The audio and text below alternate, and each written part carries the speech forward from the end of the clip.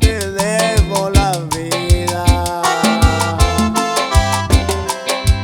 Cuando iban a fusilarme fuerzas letales de infantería,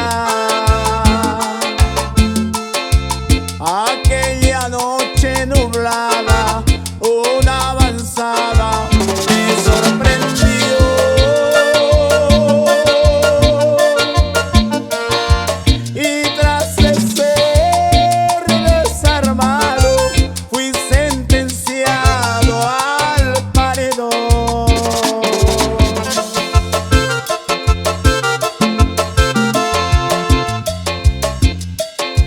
Ya cuando estaba en capilla, gritó el cabecilla a su asistente: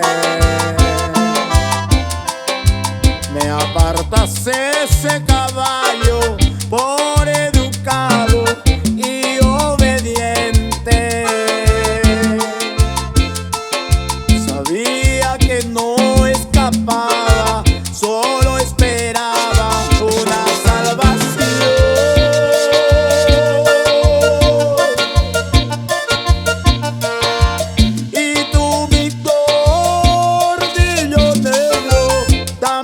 Pensabas igual que yo.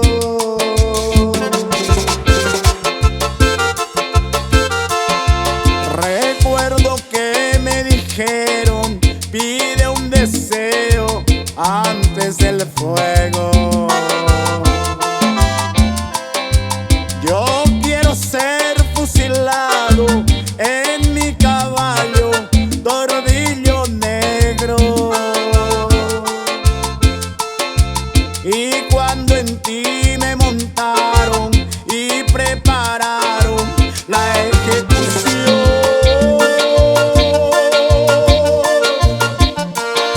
ni voz en mando esperaste, te abalanzaste contra el pelotón.